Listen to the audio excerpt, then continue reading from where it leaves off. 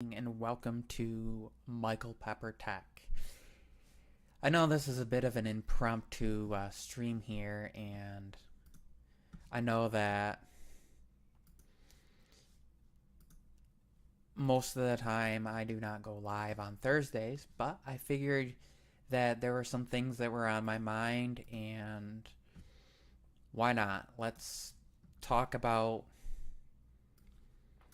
what's going on and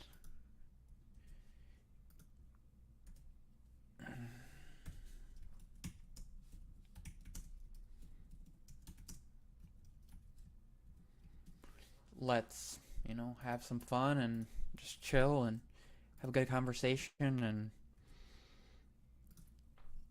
get into it. First of all, I want to say that if you look in the description, I titled this as "People Claim that Interest in Smartphone Tech Content is Diminishing, that companies are getting away with minor changes, and that we need to push for more improvements. Is this true, or are we just imagining things and lost?" So, under that kind of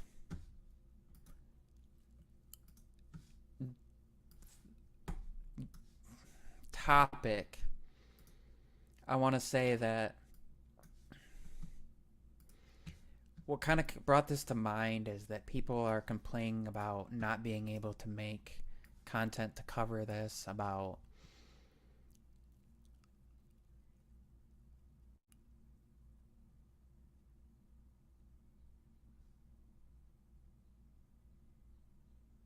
um the we have found ourselves running out of things to discuss, struggling with making content about products. People talking about they don't want to buy a new device because they're just going to want something else.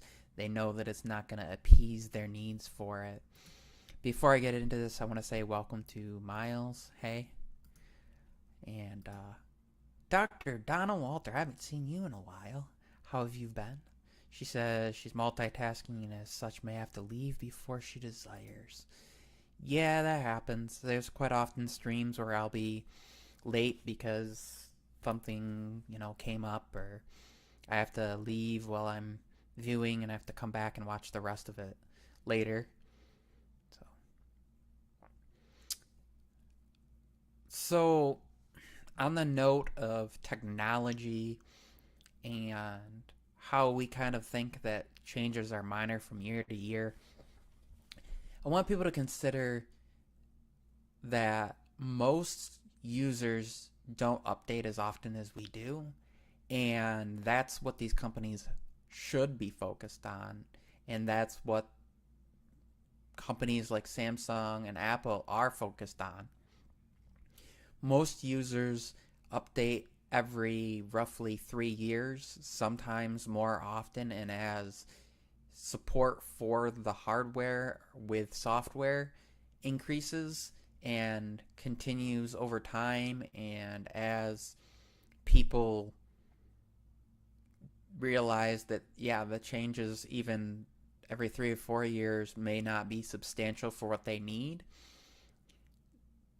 it's going to get even longer in between, and that's not a bad thing.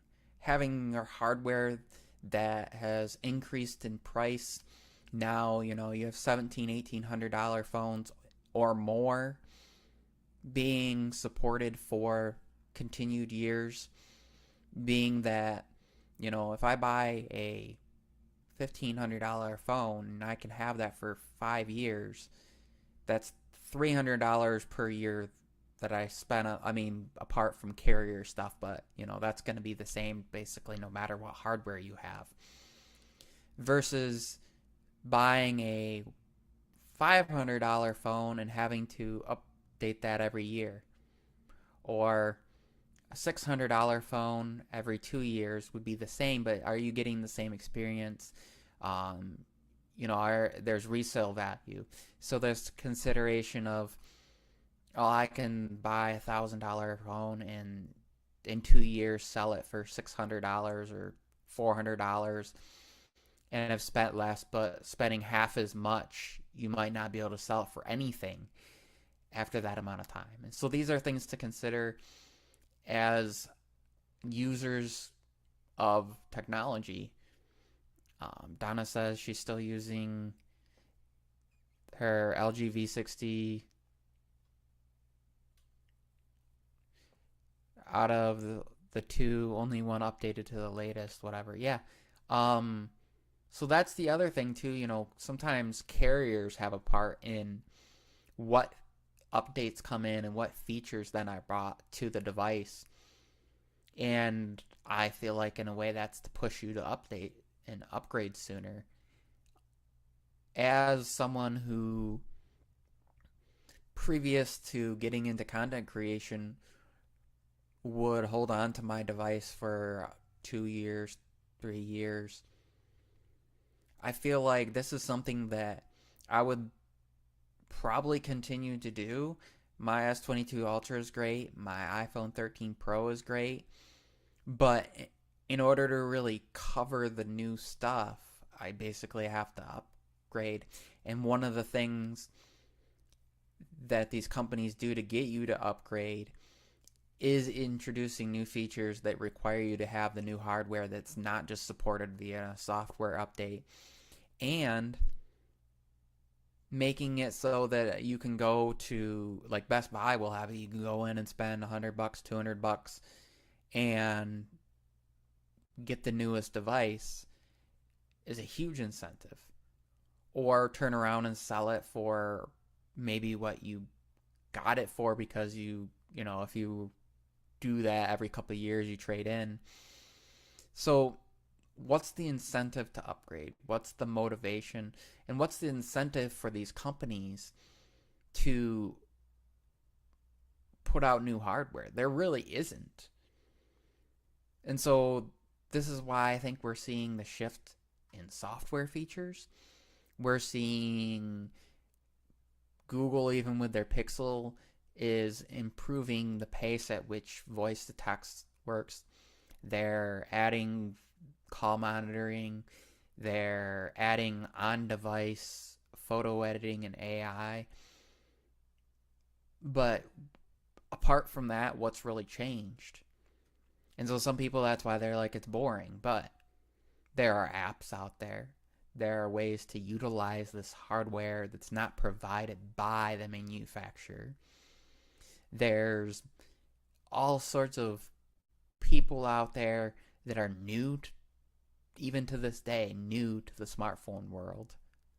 And that's what I feel like as a content creator, I need to remember, and others need to remember. Hello, Lewis. Hello, Tech Career Needs. And I even fall short on remembering that people are using and will continue to use older devices. And so I upgrade, but then I might not do very many videos on it, and I need to not do that. So this year, when the iPhone 14 series comes out, I'm contemplating whether I even upgrade, I shouldn't say, or hold on to my 13 Pro and continue to do videos and say, hey, this is how it's functioning, this is how it's operating, this is what you get with the new OS. If you have a device that's, don't worry about updating. If you can get a really good deal, get this. Those are things that I feel like most people just move on, and they say, oh, this is why I upgraded, but they didn't say, oh, this is why you shouldn't, or hold on to your device for this reason, and don't do follow-ups. There are some channels that do. There are some people that hold on, that can afford to, and have the means of holding on to devices for years and years and years. And hopefully I'll get there. I do have a couple companies that have worked with me. I have some speakers I'm going to be reviewing or recording the review for this weekend and putting out the video. I have some earbuds that were sent out to me by Tautronics that will be arriving. They should be here tomorrow via UPS from Newegg. And so hopefully, as I bring those product reviews to people and kind of expand yet niche at the same time, people appreciate it. Yeah, how is the device aging? I mean, I know, Lewis, you have an iPhone 10R that you use to this day because you know what? For everything you need it for, it does what it needs to. I mean, really, what's changed apart from, yeah, you can have an OLED display and, yeah, bigger camera sensors, but unless you're shooting in low light, unless you're using your camera for those things, what do you need it for? And I think for some people, the significance really is, are you buying a smartphone with a camera that's more than what you really need, that's more than what you need for your phone, but less than what you would use? Could you save $400, $500, $600 and then buy an actual camera for that need?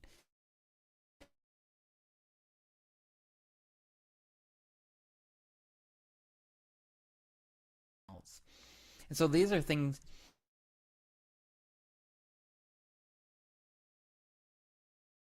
My whole mantra of I don't only talk tech, but I live it is how is my experience with the products that I'm using able to help and benefit my viewers and the people watching. And speaking of that, if you're new, please subscribe.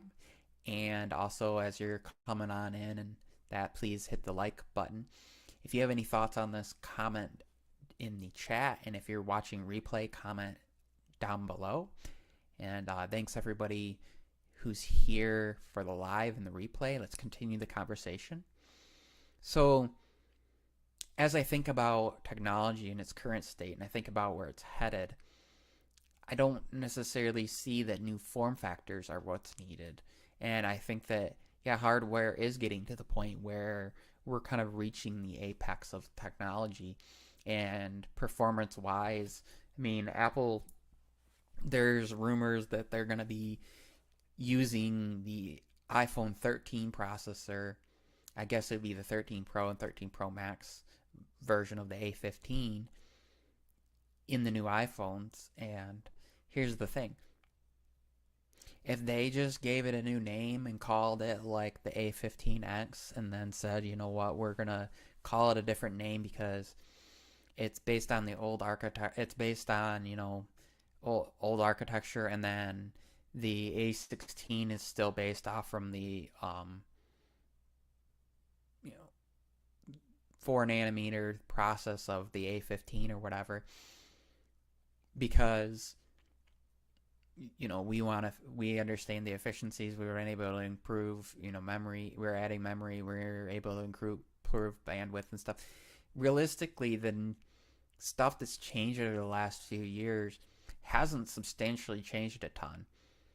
If I look at the processor, the version of the A15 that's in my iPad mini, it's basically outperforming 2018 iPad Pro, and that iPad Pro had had equivalent memory, but larger device. And you think about it, we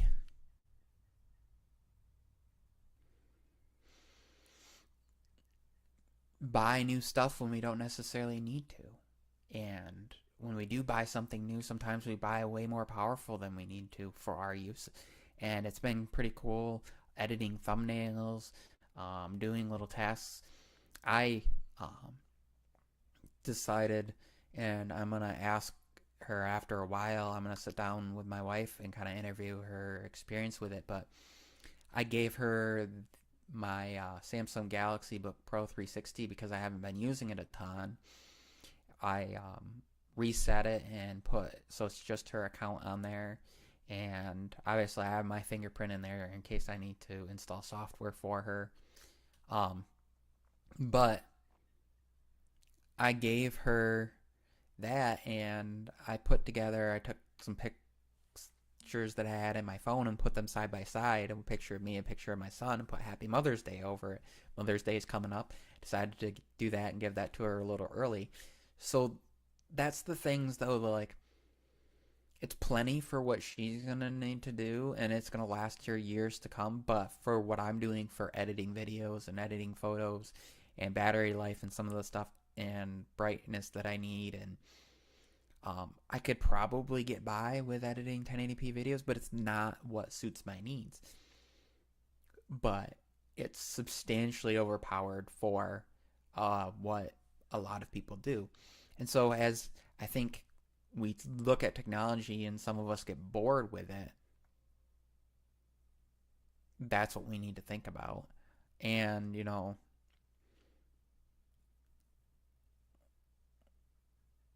that's the interesting aspect of this. And one thing that I'm reading through the chat here, and Dr. Donna Walter and Tech for Your Needs are kind of conversing back and forth. And one of the things that she mentioned and that I kind of think of too is storage. So if you think about it, for some people that could be a consideration because you go a few years back and the lower end models, there were still phones that were doing 32 gigs of storage and the memory was, 3 gigs.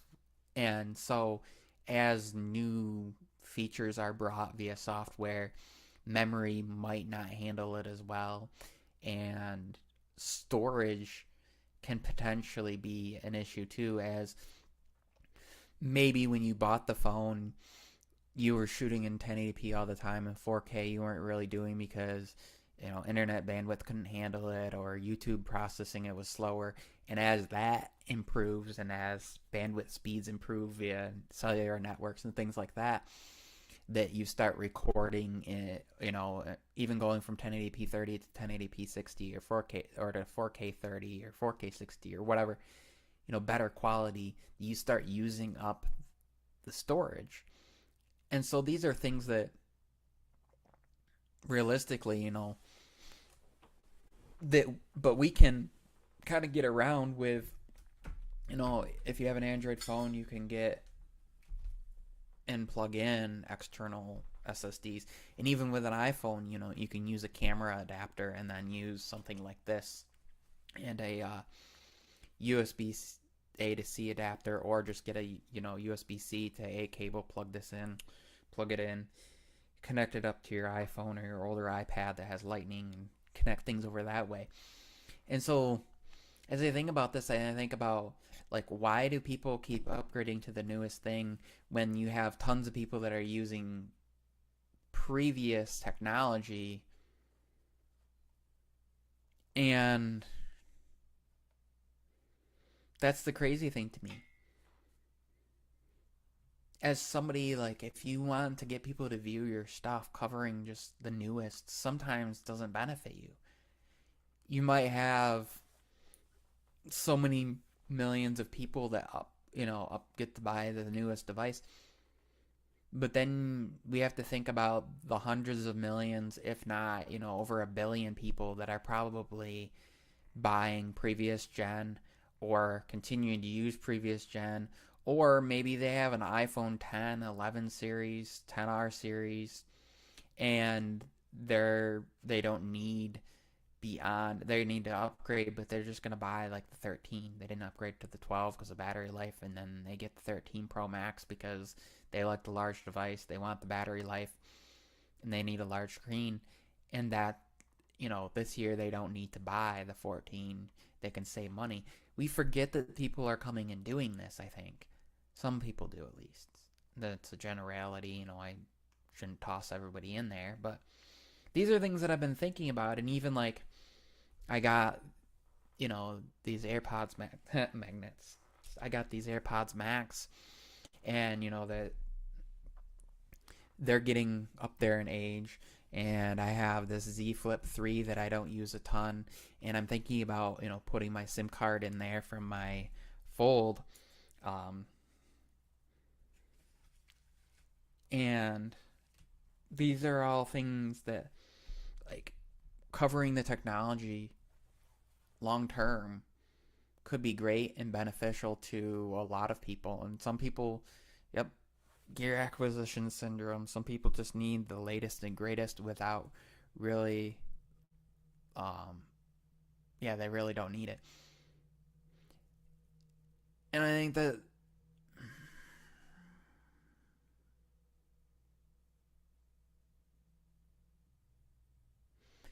I think that, though, as somebody who's covering these products, thinking about it, like, realistically, if a company came to me and they said, we want to provide you such and such budget per month for you to buy devices.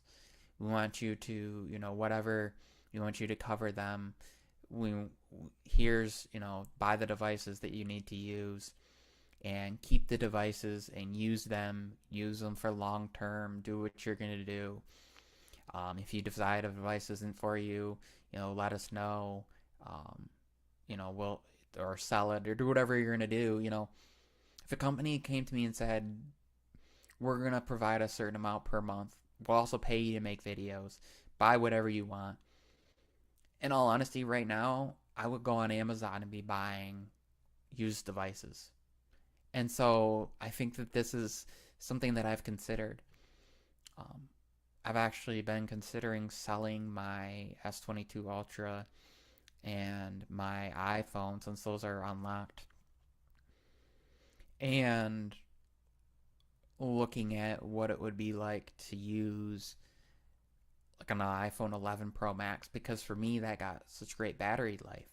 And I'm on Wi-Fi almost all the time, and when I'm not, I'm in areas that get decent coverage. What I need to do, and I think a lot of us need to look into, is like, I need to turn off 5G and see how LTE is, and like see what bands it's using and consider that. But thinking about technology in the aspect of what do we really need, and what do other people need, and what are other people using, rather than like, oh, you need to get the greatest and latest, the newest is better or whatever, and I need it, and I'm going to convince you that you need it because that's the only way I can really convince myself that I need. I think that's what a lot of content creators do. Actually convincing ourselves that we need the technology, rather than so that we can pitch that to you, but it's not really you then being like, oh, great, I get I get verified that my purchase was a good idea, when there's plenty of people out there saying it. But is there anybody out there that's really buying a year, 2-year-old product and using it? That actually gives me a really, really good idea. I'll have to think about that. Sell some stuff and start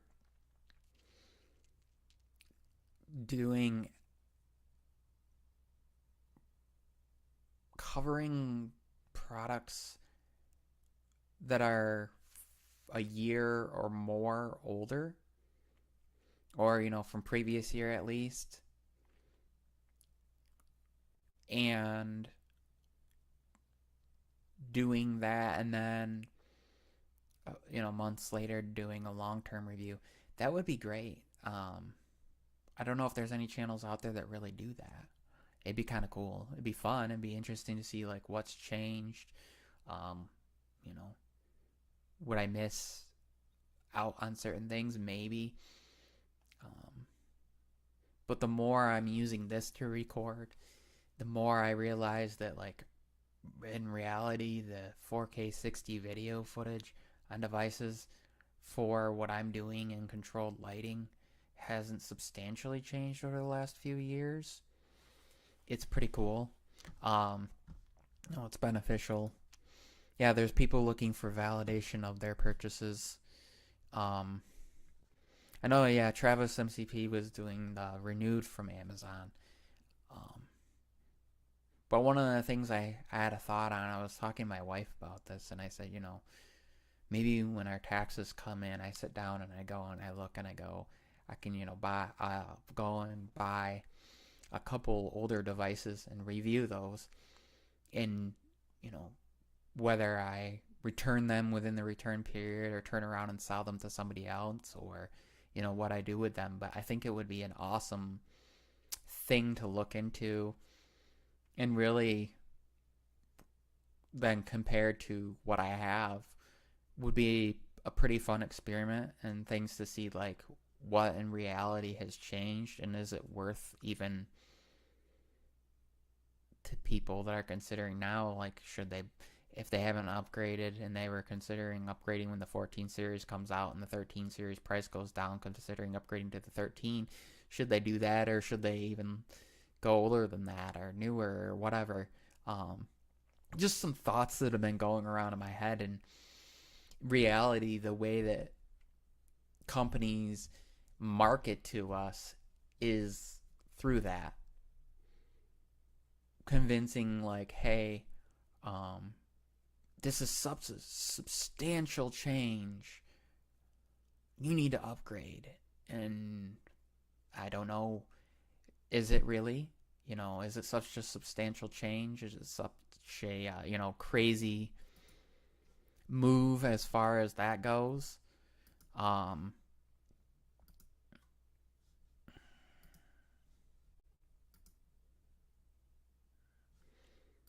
and it's kind of crazy to me to think about, like, when it comes to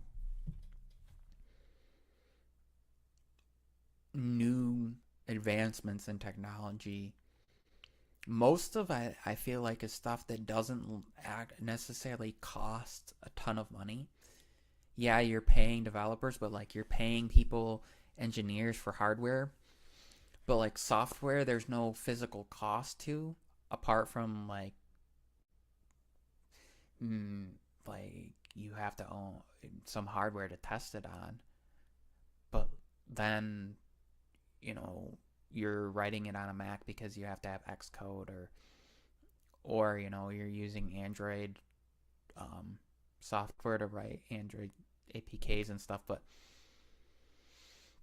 apart from that, there isn't like we gotta manufacture this, and then if it doesn't work out, we gotta create a new spec, we gotta do it all over again, and we have that cost investment. So really, for these companies to not have substantial changes except for year to year, and it really to be a more substantial change like in 3-year increments or 4-year increments, is brilliant, because they can charge the same, and their profit in theory should increase substantially. And same thing if you think about it with developing an app. Yeah, you have to keep an eye on it and you have to update it.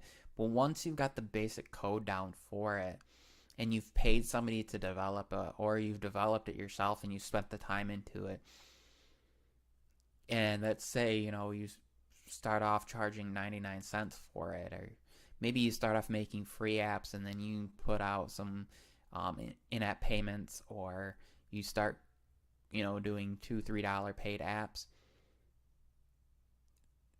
The value that it provides to the consumer really doesn't have to change a ton, but the profit for the developers, for the manufacturers, substantially increases, because the cost to them, the overhead, the investment cost, is already covered. And so it's pure profit eventually.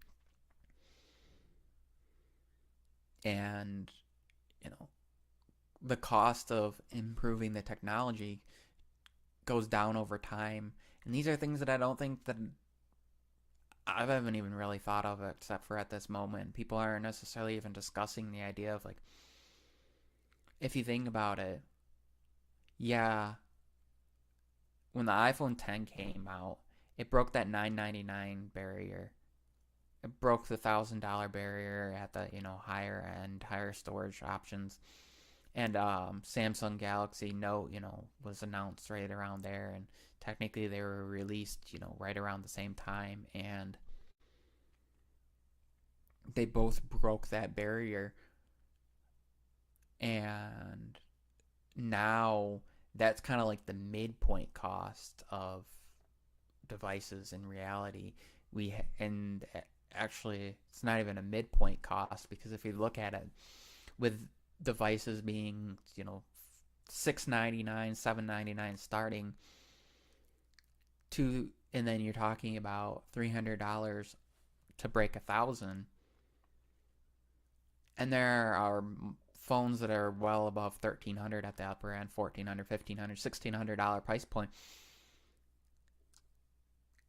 But has the manufacturing cost gone up that much? I don't think so. And having the newer, stronger glass hasn't gone up that much. And improving processors for, processing for system on a chip, and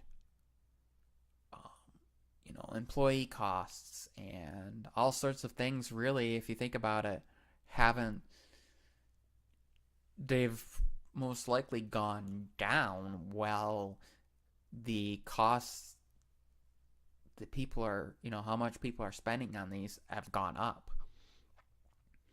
Even the mid-range devices are going up in price. Even, even what we're seeing overseas, $300-$400 devices over there, that's a lot of money to people in some of these areas where you were seeing phones for $100, $200 at one point. $300-$400 you were getting flagship quality stuff. Now you're not really, or now you're not seeing as much of that. It's a total shift in the market. And why is that? Because they have to recoup the costs. So yes, while they're making a ton off from it, if people aren't upgrading it as often, they have to say, well, what happens if people literally stop upgrading and we need to continue to pay people? So, and people are doing like buy one get one offers. And yeah, companies are still making hundreds of dollars per, and they're selling tens of millions. And some cases, there's billions of phones sold over 1 billion devices sold every year. And it's crazy to me. Before I forget, I'm going to say hi to Art Dog. I saw him coming in here. He's been one of my longer time supporters. Been here for a while, as far as on my channel and stuff. And hello to iBonnie. And, these are just things that have kind of been on my mind. If you think about really what there really is no logical reason for any phone to be over $1,000.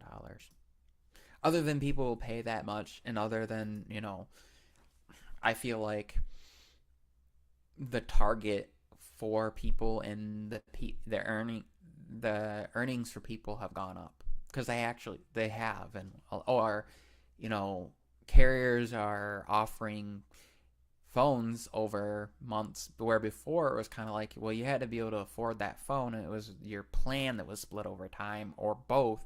Now it was maybe a year or so, 18 months, but now you're seeing 24, 30 months, 3 years for these things that people are splitting it over. And then, I could, if I went to a carrier and went and said, I'm going to split it over 30 months. I'm going to buy an iPhone, and I can pay $50 a month to get the top of the line one.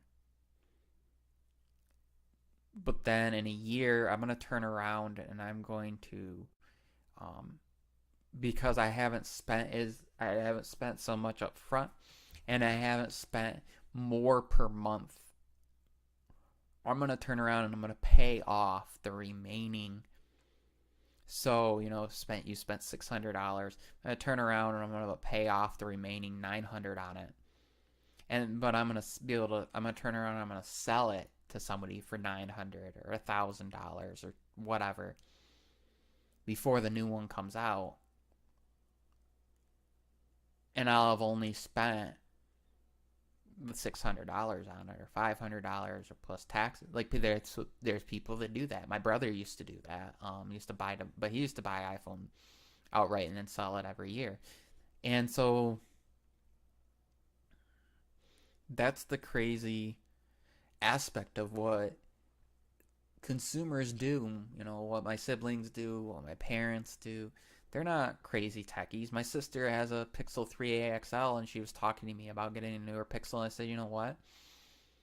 Go see what Verizon has to offer. She was talking about getting Verizon and home internet. I said, go try it out. You can try it out, because they have Verizon. Pay $25, test it for a month or so. If you don't like it, you're just out what you paid. Return the hardware, and go on your way. And you'll see if you can trade in. Google was doing some crazy deals with the carriers and stuff, getting upgraded to the newer stuff. That's the thing. Yeah. Tech for Your Needs says, don't forget some OEM has the jump program after a certain amount of time you're eligible to trade in your phone for another. Yep. Carriers have that too. Sometimes they'll do that so that you don't have to put as much down initially. T-Mobile, they'll only cover a certain amount, and then so you have to put so much down, and then the difference is split over time. But if you think about it, then after a year you go in and after so much time when half of that's been covered, you go and you sell that to somebody else. Maybe you find somebody who's on the carrier so that you don't have to cover that, or you say to them, I owe this much left on it. I owe 500 left on it. Give me $600 and it's yours. So they send you the 600, then you go pay off the 500. You get it unlocked right then, and you send it, and you send it to them. People get a really good deal. You haven't spent that much on the device. You get the newer device, and you keep doing the same thing. Buy one get one. People do that too, so that their spouse's device or a friend's device can get upgraded every year. It's U.S. market, I know, is in particular a lot of the deals carrier stuff. Samsung has been giving better and better deals, so people are upgrading more often. So in reality, when people are talking about these companies are supporting the devices for 4 and 5 years, 5 and 6 years now, does that really matter? Because I think we're going to start seeing these companies. I mean, we're already seeing it, and from the numbers, supposedly, more than just us techies that have channels and or people that like to upgrade every year, that you're seeing normal consumers doing the same thing, because be like, oh, you're gonna give me $1,000 for this device or $800 for this device, so that I've only spent a few $100s. And as they've seen companies doing this every year, they say, well, you know what, Samsung is going to give me the same amount whether I have a 256, a 512, model, 1 terabyte model, whatever. So I'm just going to buy what I know I can get by with for a year, because I'm not going to add stuff to that necessarily. So I'll just buy a 256 gig model. It will last me. And then I'll trade that in, and I've spent $1,100 on it or whatever. I'll trade that in, and I'll get $900, $1,000, $800 for it, whatever. And I'll have only spent $400 for a $1,200 phone for a year, so I spent like $30 a month on it in the end, and then do that. And I know people that are doing this. I've talked to people that are doing this. I know somebody that's going to be upgrading, that's going to be getting an iPhone this summer, or maybe I'm trying to convince her to wait till September. A friend of my wife's and I, and her fiance is like, yeah, just wait. She has a Nord phone and she wants an iPhone, and she likes her Nord. She gets by with it. She does what she does, needs to do on it. She doesn't take a ton of photos. She likes the big screen. It's plenty powerful enough for her, but she gets frustrated with it sometimes, and she wants something that's easy to use, simple to use. She's used an iPhone in the past, and that's what she's gonna go back to. But there are people, in the market for this technology that we think that we're the typical user, and so we pitch to them as though they're us, and I don't know, it just bothers me when people do that. When they have a channel and it's all about how they use it, but who else is using it that way? I mean, if you went to a car dealership to buy a vehicle and you have 6 kids and the dealer is a single person with no kids, hopefully they wouldn't try to sell you, some sports car that can go from 0 to 60 in 2.3 seconds and gets maybe horrible gas mileage, or an electric vehicle that doesn't get great range when, you're going to be camping with your kids often and you're going to be, need to transport them distances and tow stuff and store a bunch of stuff. So why do we accept that creators kind of are like, you know what, this is how I use it and this is how everybody's going to use it? So when I talk about the way I use the device, I've been trying to cover it not using it as a creator. That's why I don't talk about my iPhone a ton. I talk about like when there's updates, and I talk about certain features, and I talk about like accessory updates and stuff like that, but it's my content creation device, and if I just covered that, you get bored. And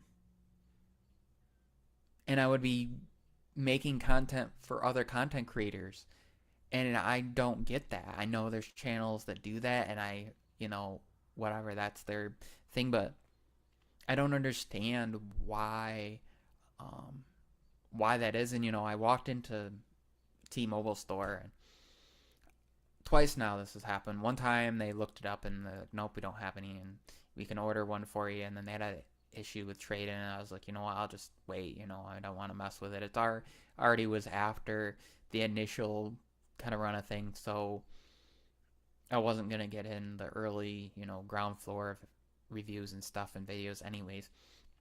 And yesterday, went to a T-Mobile store, and I walked in and asked, and both people were just kind of sitting there, and I waited a few seconds. Both of them said, can I help you? And I said, hey, do you have and kind of the guy looked at the young woman, his manager, and she just kind of was like, nope. I'm thinking, you aren't even going to look? Like, she didn't look it up. She didn't seem that confident whether they did or not. And it felt like, to me, it's like, well, if you aren't, probably because I wasn't asking about an iPhone or a Samsung device, that they weren't even going to. And it's like, so you're going to miss out on an entire sale and have a zero figure, rather than look it up or try to be like, what, yeah, you can do your trade in here, we'll order for one for you and we'll have it to you tomorrow or in 2 days or whatever, because their shipping, I know, is fast. But no sale earns them nothing and keeps the customer from potentially coming back. Because I can just, if I was walking in there and not looking to trade in, but see, I trade in any device, I trade in and I can get a, for free or whatever. So I have an old device and I'm going to trade it in. But if that wasn't the case, I can go over to Best Buy and buy one, That's the thing. But T-Mobile isn't always that way. And so it's weird to me that, like, this is what carriers do, and this is how they're affecting people's experience and making people think, oh, this is the device, and it's horrible. And I don't want to be a channel that does that, and I don't want to be the type of person that pitches that to you. So that's why, like, even when I talk about products I own, I don't say, well, it's this much and so that's expensive, and don't buy it because of that. It's more because people know how much products cost. People know how much they can spend. They're probably not watching my content if they're not interested to begin with in that. It's like MagSafe battery upgrade video. Well, if you don't have it, are you going to watch my video on how to update it? Or if somebody doesn't have it or hasn't asked you, probably not. And so to me, that's the huge downside of where things have gone and where technology is going, is that these companies are focused on one thing, and we're focused on another. And I don't get that. There's such a disconnect, and there's people, slamming Apple because, this is all they're changing. Well, guess what? They know their user base. Are you selling? Have you sold, this much? And they know their user base. They know what people are looking for. They know what they can get away with. Samsung, the same thing. Google, the same thing. These companies know what their users are looking for. And that's what I'm trying to figure out. And that's what I've been looking at, when I make content and I see, I can live stream and get 50 views, 100 views, but I do a video and it gets 12 views and nobody's watching my content. Why is that? Well, to me, it's gotten to the point where I'm making content because I enjoy it and I know that it can help one or two people. That's all that matters. And I feel like that's the way that these carriers, are losing out on sales. And it's like, I'm not gonna just, and most users, if they walk in and they ask about a specific device, they're not gonna just be then like, well, I'll just buy a Samsung or an iPhone then. If they weren't coming in the door to buy that originally, you're gonna lose out on a sale. You're gonna lose out on it. As Sharkfin says here, how do you put it? Carrier store employees are indeed some of the laziest people. I looked into a couple Cracker Jacks when I was at AT&T last month. Yeah, it was kind of an unusual experience to me because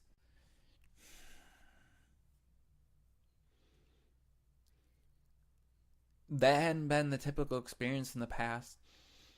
I've walked in there, let's see, my first OnePlus, I had a OnePlus 8 that I got from them. No, 7T that I bought from them, bought that. I bought an 8 outright. I bought a 9 outright.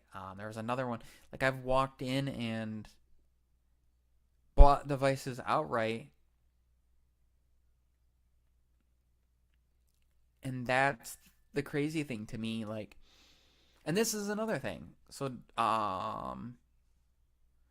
Dr. Don Walter says, to talk for your needs, last I visited T-Mobile, they told me I knew more about them. Sometimes that happens. Quite often that happens with me, and they know.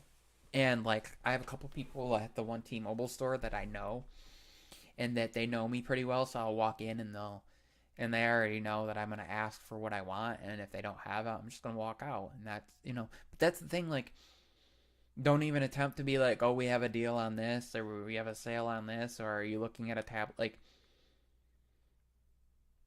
and I wonder if part of it is, I know that some places have increased what they're paying the employees and they're not reliable on sales as much. And I feel like that's almost a faulty thing. I feel like it should be like, you know what?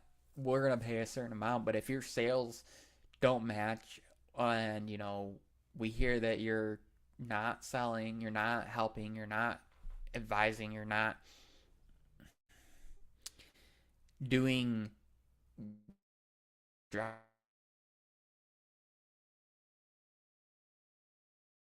crazy to me to think about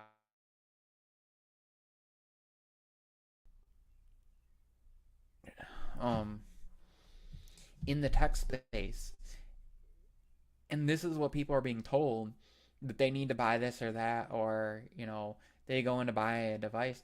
Some people, it might be, I need a new phone. I go in and I really like a phone from a particular company, and I walk in and I hear about a new device and I say, I want this, and they say, well, we don't have it. So then you compromise, and then you regret the purchase, and then they lose the sale. Or, you're mad and, you end up going to another carrier or something. And that's really sad. And I don't want anybody to not have the experience that they should have. I don't want anybody to come to my channel and not become educated, not learn something, not get value, whether it's a live stream, whether it's, and something that I said sparked something in your head. I just realized that rhymed. Or a video that I did that made somebody think, whether it, upset you, whether you agreed with it. Like, that's what I'm all about. I love talking about technology. And I've come to realize, as somebody who, has this joy for talking about technology, that really what I am doing is selling you on me. and hopefully getting you to come back no matter what I'm talking about, because whether you are somebody that dislikes Apple and I'm talking about an Apple product, or dislikes Samsung and I'm talking about a Samsung product, or Google, so on and so forth, that my goal with what I do is to get you to enjoy the conversation, to get you to interact, and to get you to think, and in the end, come out helped, come out maybe refreshed, come out intrigued, come out on the other side of it without having wasted your time, maybe entertained you with something I said. So that's kind of my goal. And I know this kind of went from this is what's going on and this is what I think about technology and that, to, just talking about things in general and talking about my channel. But that's really, so I hope that, if you're new, like, again, hit that subscribe button, hit the thumbs up button, hit the notification bell, turn that to on. Go follow me over on Twitter, Instagram. If you like photography, I have a Michael Pepper Photography Instagram. I also have a separate Facebook page where I post some stuff. Just, go follow that stuff. I post photos, I post my thoughts, I get in discussions. You can talk to me, you can ask me questions, thoughts on things, DMs in there. And thanks for being, a part of the Michael Pepper Tech family and community. I will see you all shortly here. I believe Ike will be streaming shortly on his channel. And if somebody is a mod and has a link to his stream, would put that in the chat, I would appreciate it.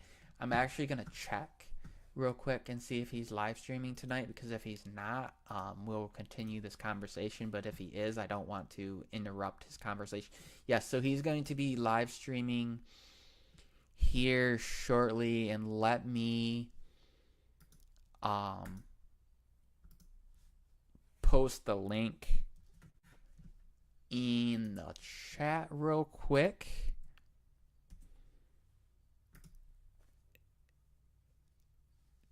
There we go. So there's a link to Ike Talks Tech live stream. Go check it out. If you don't follow him, give him a follow. Go check out his content. He's great. And I appreciate Dr. Donald Walter, Art Dog, Sharkfin Tech, Tech for Your Needs, Miles, anybody else who came through the live stream, and anybody who comes through the replay crew. You all know what to do. Hashtag replay crew. Hashtag replay was here for you. Whatever. And thanks for coming on by. Thanks for being a part of the conversation. And I hope that you give it a big old thumbs up, and also comment down below what you enjoy the most about my live streams and my content, and what brought you to my channel. If you're, if you've been here for a while, or if you're fairly new. And I will see you all over in the chat on Ike's live stream, or I will see you all in the next live stream. Peace out.